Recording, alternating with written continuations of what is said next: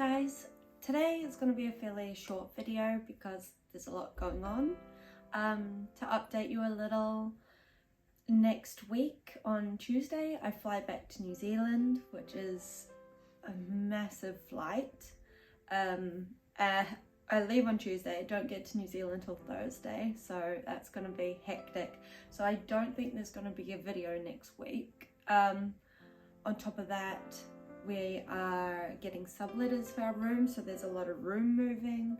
I've got my friends leaving drinks tonight, which means there's just a lot on. There's a lot going on, which is fine. A lot of stress, but it's fine. I'm really looking forward to being home. I haven't been back since the beginning of 2022, so we're looking at almost, like 2 years, which is crazy.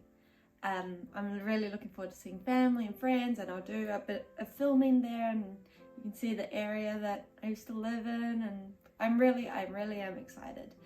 But there's a bit to get through before the flight, so it's hard to be fully just excited because I've got a mental checklist of stuff we need to get done, so it's busy.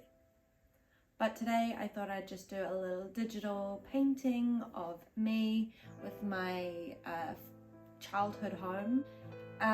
Because we're going back to New Zealand, it's brought up a lot of like nostalgic feelings about, you know, the different places I've lived and where home is to me, and, you know, what my plans will be for the upcoming couple of years. I'm not sure where we're gonna land. It inspired this picture of me in my childhood home.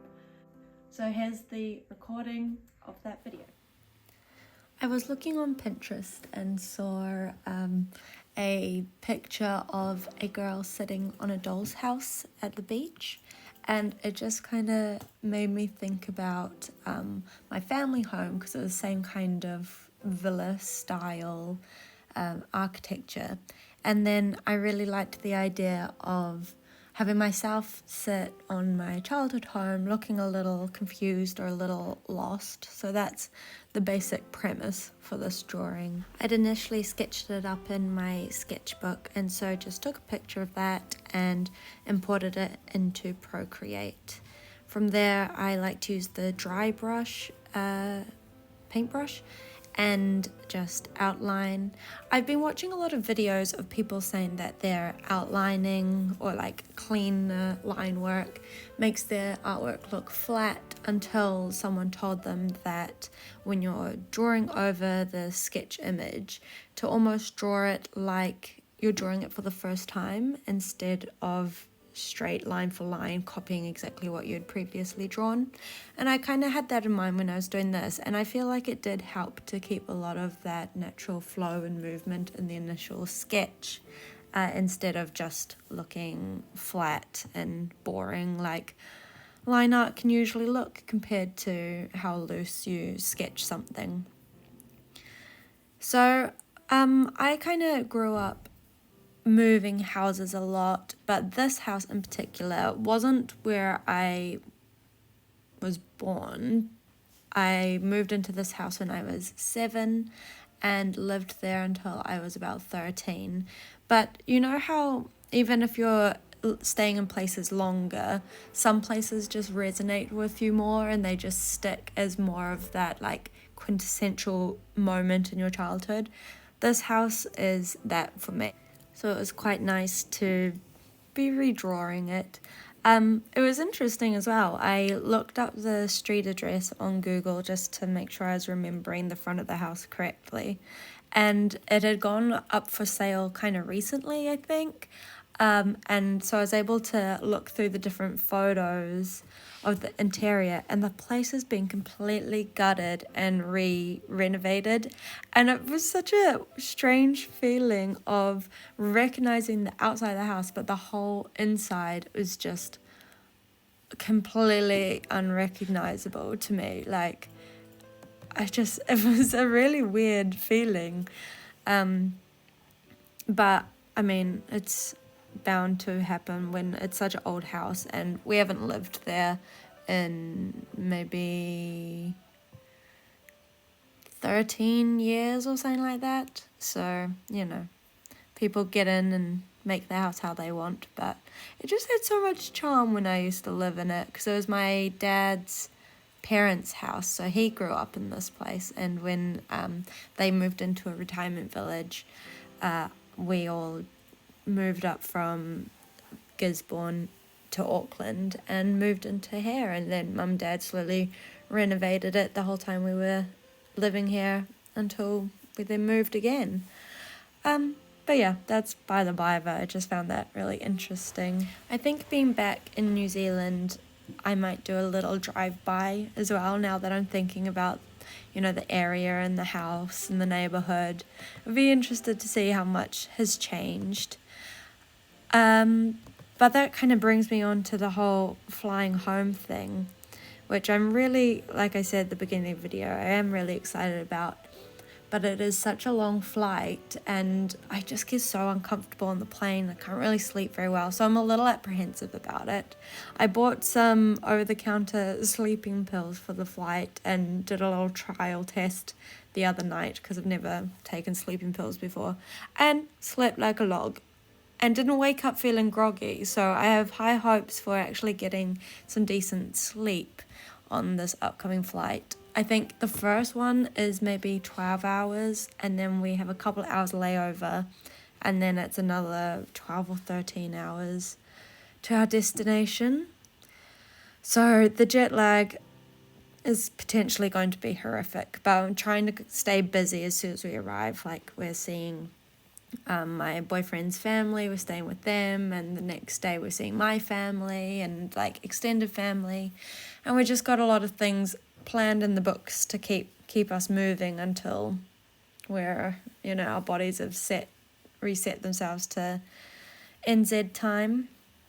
I'm really looking forward to all the food back home as well. Don't get me wrong, you can get some really nice food here in London and across the UK, but I don't know, something about the food back home is just a lot more fresh and flavourful, and it's just, it's the brunch culture in New Zealand is similar to Australia, if you know, and it's just like there's so many options and everything's so reasonably priced, and you can get like just this really nice big fresh brekkie, and I cannot wait. Like, the amount of times me and my boyfriend think up the next restaurant or cafe that we have to add to the list to go to while we're still back home. It's all the time. I'm so keen. So yes, in saying that, I'm not too sure how much time I'll have to film a video for next week, but maybe I'll fit a cheeky one in, just like prepping to go, and that could be nice. If not, I'm trying to get into using YouTube Shorts more, so I'm going to upload some stuff there and maybe more travel-y sort of things while I'm away, and then go back to art videos when I get back. During the process of this, as I always liked watching YouTubes while I'm drawing, and Lee is one of my favorites. She's so cute, and I love her art style so much, so it's always very inspiring to watch some other artists on YouTube as I sketch along, get things done. One of the things with this house is when my grandparents owned it, my grandma, I think, she was very artsy and eccentric in her own way, but she painted the house pink, and it was pink for years, like, I don't know, maybe 10 to 20 years. And so everyone in Devonport knew about the pink house, because obviously who would paint their house pink? Everyone else had normal house colours, and she had this bright pink house. And so as a kid, eventually Mum and Dad did paint it once we started living there, but as a kid, whenever someone would be like, oh, where do you live? I would say the pink house, and people just straight up knew where that was and what house I was talking about. And I just think that that's such a cute little small community vibe that I really miss. So yeah, in dedication to that, I went with pink and then tried to pick some complementary colors, and I also made my skin a little pinker. So this house is on Derby Street in Devonport, and the little dog on my top that I painted was our little family dog we had that we had called Derby, so it just felt right. I made him grumpy because he was a snappy little dog. He turned out to be quite a nuisance, but he was cute. He was very cute. Thanks for watching, guys. Wish me a safe flight, and I'll see you on the other side of the world. Bye.